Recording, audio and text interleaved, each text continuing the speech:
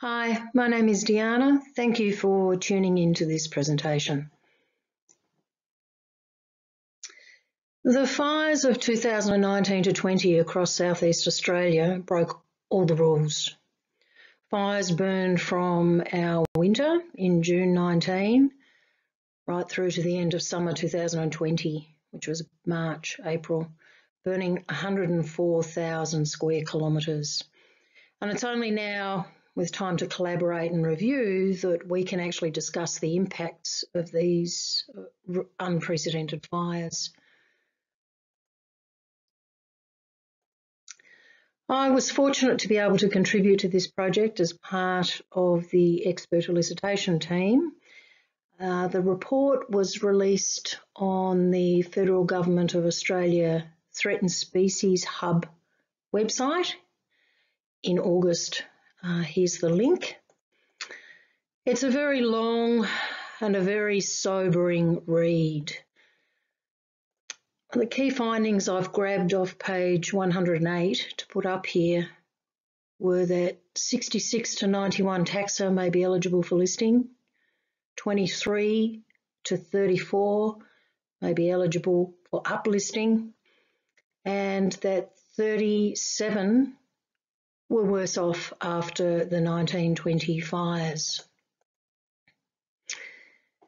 A manuscript has been submitted based on this report. It's a much condensed, therefore more palatable version. Watch this space. What I'd like to explore today is the notion that the rules that we as fire ecologists subscribe to, those rules that have underpinned our research, now actually need to be tweaked. So just to step back a bit and explain a little about how my thought processes have developed. I completed my PhD in 2018, where I investigated bird responses to fire in heathy dry forests in central Victoria. For those who don't have any bearings, Melbourne's in this direction.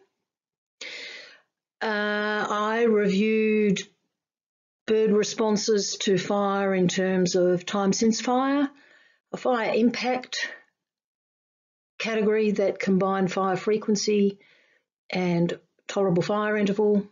I also looked at control burn severity and bird responses in terms of communities, foraging gills and individual species.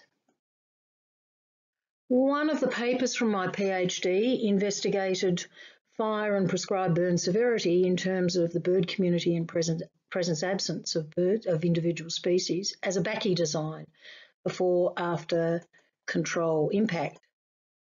And I've just grabbed a couple of the results from the paper here.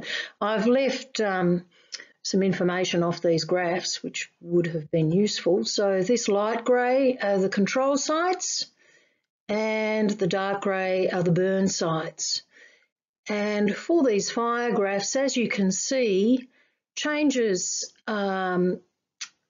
increases and decreases are occurring across both the control and the burn sites.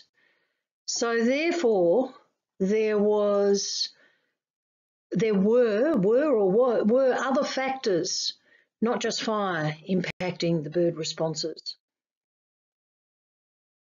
So part of my PhD explored the complexities and the interconnectedness of these four climate drivers.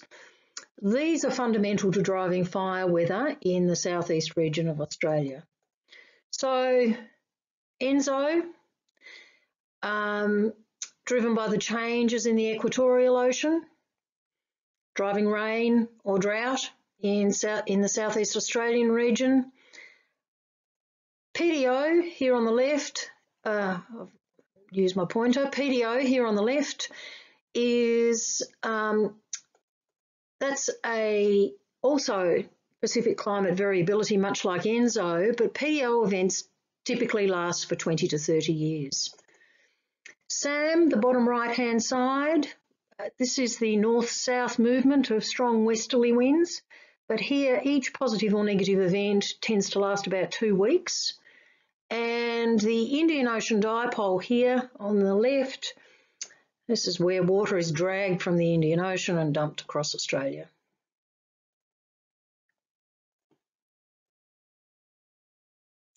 And what I found was that in Australia in 2010, we had the end of what we called the Millennium Drought. But the thing was that in Victoria, the drying trend continued. So here are some anomalies that I've taken from our Government Bureau of Meteorology climate data online. So the drought had finished, but our drying trend continued.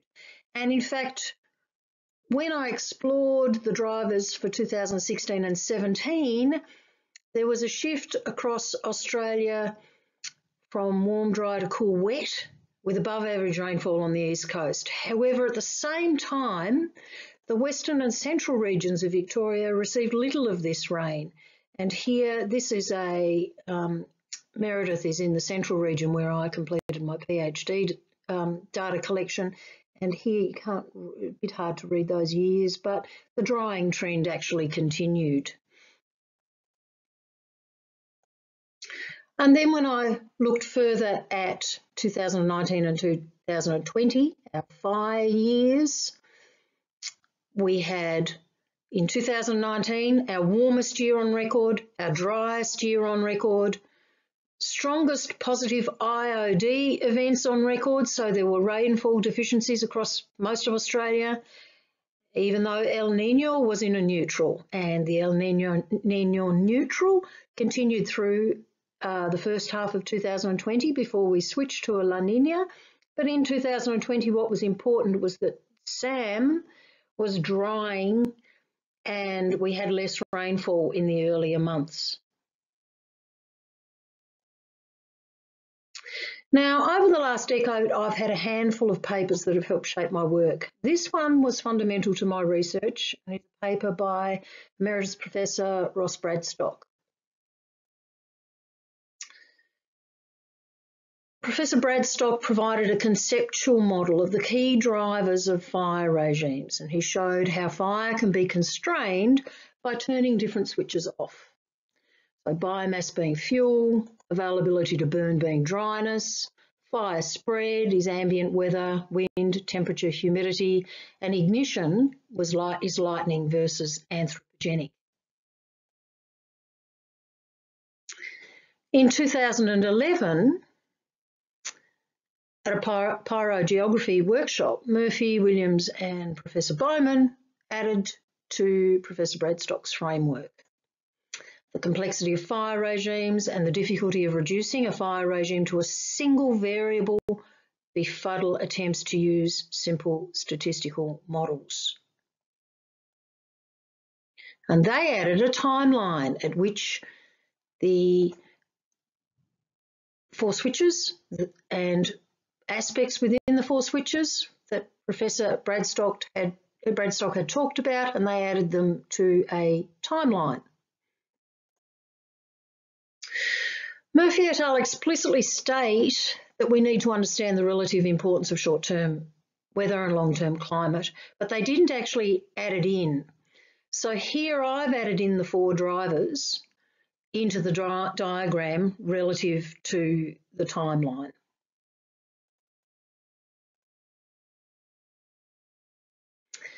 And I've also now added a management layer to this picture. On-ground plans and actions need to consider the current SAM trends, as they are going to directly impact fire weather factors such as wind, temperature, relative humidity, dry lightning.